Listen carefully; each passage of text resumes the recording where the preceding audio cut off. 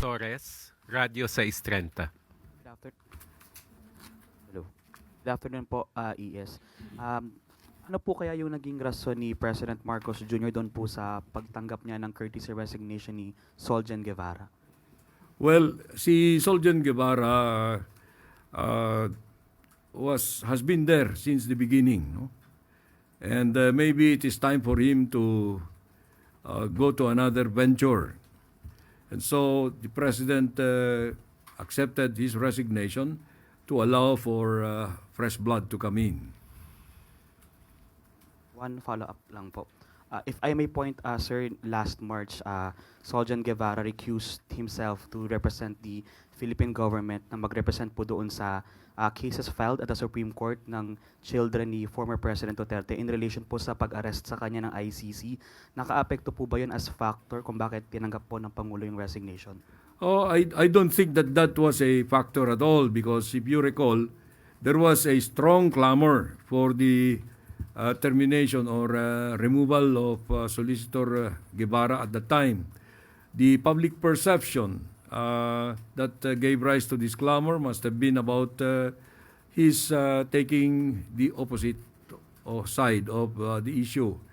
But you know, he and the president had a conversation about this, and the president respected his ethical decision to recuse.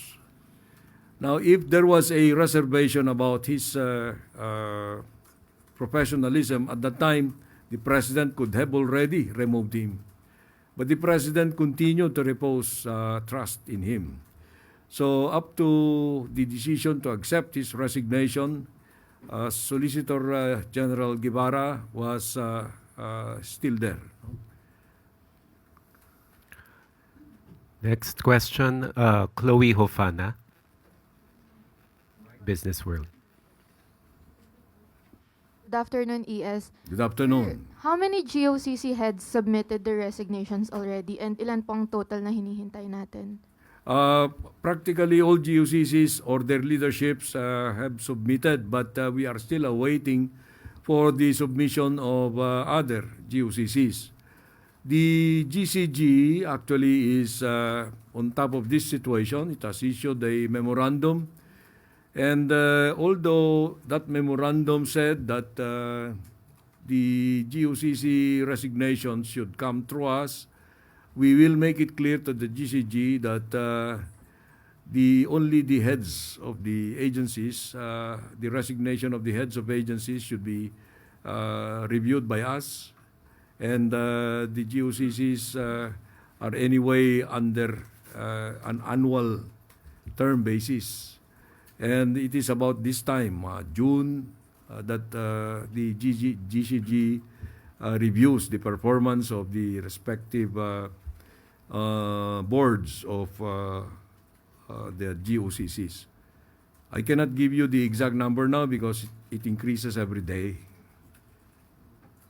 Sir, follow-up question. How would the resignations impact their operations? Well, there is no appreciable impact at all, negative at that, because all these people who offer their courtesy resignations are expected to continue performing their functions, discharging their duties until their replacements have been appointed. And that is expected of all public servants. No? No one abandons, because that is part of the obligation of a public servant. And last question from me, sir. Could this signal potential policy shifts or realignment in state-run corporations that might affect private sector partnerships or public-private joint ventures? No, not at all. The stability of policies will continue. The policy directions have been issued to these offices by the President and the governing or the supervising cabinet secretaries. So there is a clear path for all of them to see, to follow, and to traverse. Thank you, sir. Ace Romero, Philippine Star. Secretary, good afternoon. Maaari bang humingi kami ng detalye bakit po si General Torre na 2-star general ang napili ng Pangulo bilang susunod na hepe ng PNP? Wala akong may bigay na detalye dyan. Ano? You know, the appointment of elements of the officers of the PNP, there has to be kept confidential. Okay? We should respect that confidentiality. But it's the President's discretion, which I consider to be absolute because he is actually the, well, you cannot consider that Commander-in-Chief kasi civilian yan, no? Pero more or less, ganun. No one can question the use of that discretion, call it inscrutable. But right now, the considerations that weighed in the choice of General Torre should be respected. Kasi he oversaw many high-profile operations, including yung kay Pastor Kibuloy and then recently yung kay yung pag-aresto kay former President Duterte. May kinalaman po kaya yung naging handling niya ng mga ganong operation sa naging choice ng Pangulo? Hindi ko masasabi yan dahil alam mo si Presidente always demands performance. Kahit na ano yung pinagawa sa iyo, you must have you must exhibit some high degree level of performance. So maybe that is one. I'm not going to discount that. But there may be other qualities of General Torre that he might have considered in comparison to the qualities of those others who were not given this responsibility. Salamat po. Eden Santos, Net 25. Good afternoon po, ES. Yung pong pagkaka-appoint ni General Torre, naasahan po ba na magkakaroon ng mga demoralization or sa hanay po ng PNP yung pagkaka-appoint po sa kanya ng Bakit Pangulo? naman?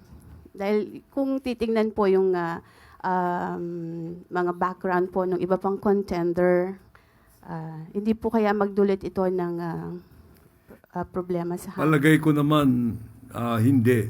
Dahil professional yung mga hanay ng kapulisan. No? They're all very great professionals. They're very decorated individuals. So they just follow what the Commander-in-Chief or what the President desires. So hindi po naman ito reward sa kanya, another reward ng Pangulo, yung kanyang Alam mo, lahat ng promotion reward yan. Ano? But most promotions are given on merit. So let us assume that this was given on merit because, you know, it was not an easy decision on the part of the President. He considered, to my recollection, 5 names. No? And you must probably have an idea of who those 5 were. But as of this time, the decision was already made and it favored Police Major General Torre. By the time he accepts this appointment, he will have the 4 stars. That is the regulatory rank, the stars. Thank you po. Ira Panganiban, DZRJ. Yes, General Torre will be serving 1 year and 9 months, if my calculations are correct. That means he will be one of the longest chief of the Philippine National Police to serve. Does this mean there are going to be more of activities that he has been doing in the past that we can expect in the future, like what happened to the GOCC, the Duterte incident, and all other incidents that General Torre has been involved in? Well, let him show to us. I do not understand too well the question. No? Performance is always depending on the situation. In these kinds of operations of the police, he was given an assignment, yung KOJ, ang sinasabi mo. He went at it like it was an ordinary thing, very professional. So we should praise him for that. There may be other situations like arresting a kidnapper. That's another kind of operation. So let us not judge a person on the basis of one that he had done very excellently. Baka yung next na kanya, palpak siya. Ibig sabihin nun, it's not going to be easy for us to predict. Follow up lang. So, serving for a year and 9 months, the longest I remember of a chief PNP serving very long is something like 6, 7 months, 8 months at most. A year and 9 months. Does this mean better stability for the Philippine National Police, considering that you are going to have a chief that is going to serve for quite some time now, na matutuloy-tuloy yung mga proyekto nila? You know, look at it this way. All PNP chiefs serve at the pleasure of the president, whether they have a term or not. If the president wants to terminate them, he could do that. But let us just expect that General Torre will be there until the end. That's all I can say. Will be there performing his best until the end. Everybody of us would like to do that ourselves. Thank you, sir. Ivan Mayrina, GMA Integrated News. Yes, good afternoon. May we know the reason why the President accepted the resignation of CHED Chair Popoy de Vera? Well, as far as I know, because the thinking of the President is his own thinking. As far as I know, although this is not the official reason, si CHED Chair de Vera has been there for 2 terms na. Second term niya na ito.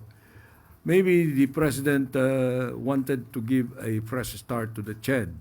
Or maybe there were other reasons. Hindi natin madi-discount that may factor dyan yung mga intramurals dun sa CHED. I do not know. I cannot particularize because I am just generally aware of those particulars. A collegial body like the CHED always comes under such pressure from within. No? But I'm not going to say that that was the reason. I'm just guessing that that played a lot in the replacement. Acceptance of the resignation. Any more questions for the Executive Secretary? Christian Yusores. Sir, one last na lang po. Balikan ko lang po yung sa Solicitor General. Meron po bang initial na marching orders or instructions si President kay Attorney Berberabe as the new SolGen? Well, the best thing that I could say about this is she took her oath this morning already, and that is a very strong indication of confidence on the part of the President.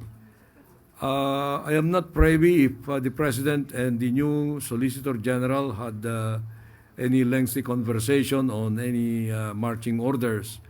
But it is expected that the new Solicitor General, being a brilliant and intellectual person, must have understood her clear task of defending the interests of the Philippine government. The Solicitor General is the statutory counsel of the Philippine government. And she must now stand equal to that job, to that responsibility. I expect no less from her, as the President certainly does. So we look forward to working with her. Vance Fernandez, Police Files.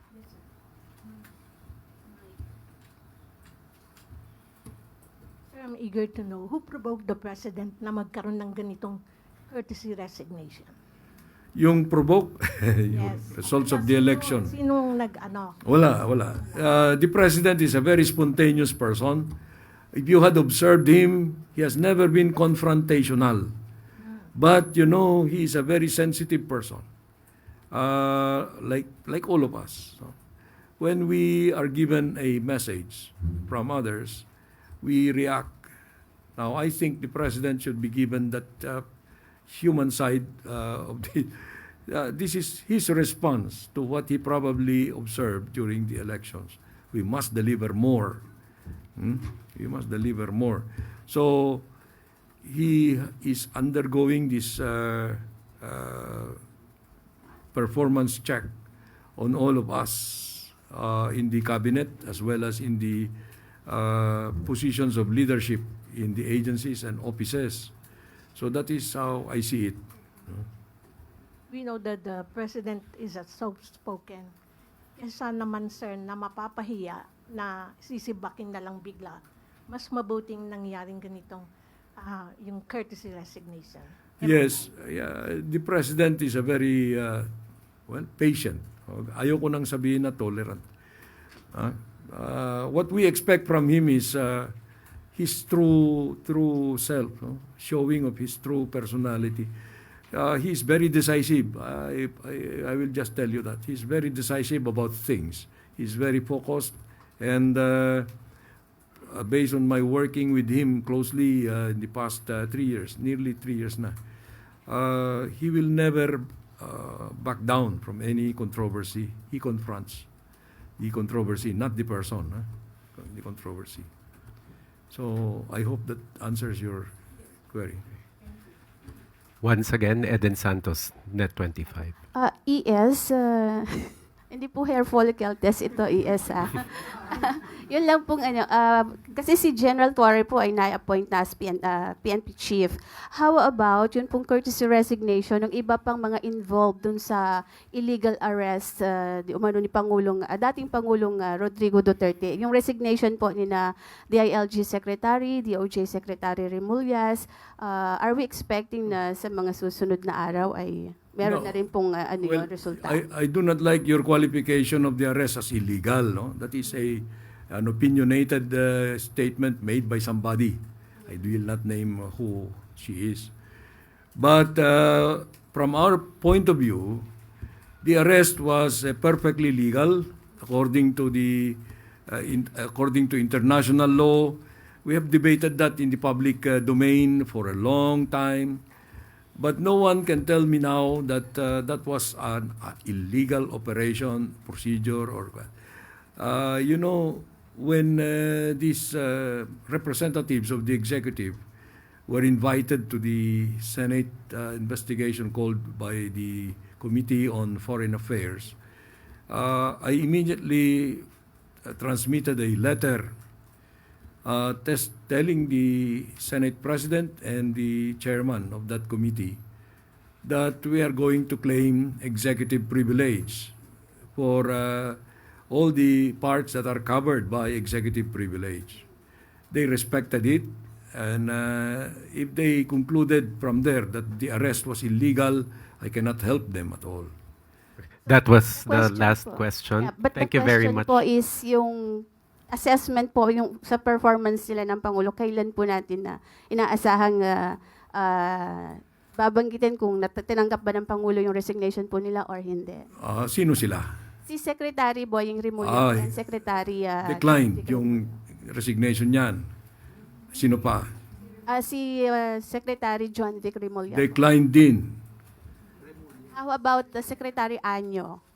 I do not know yet because that is a personal thing for the president, security advisor yan. And I actually, that resignation letter was not coursed through me because it's a personal response. They have a personal thing dyan. Kung ayaw ni presidente tanggapin, it's up to him. How about Secretary Gubuchiodoro po? Hindi rin. Gusto mo bang lamunin tayo, no?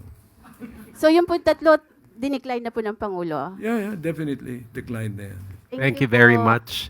Thank you very much, Executive Secretary Lucas Bersamin, Honorable Undersecretaries. Thank you very much. We now turn over the floor to Secretary J.C. Ruiz.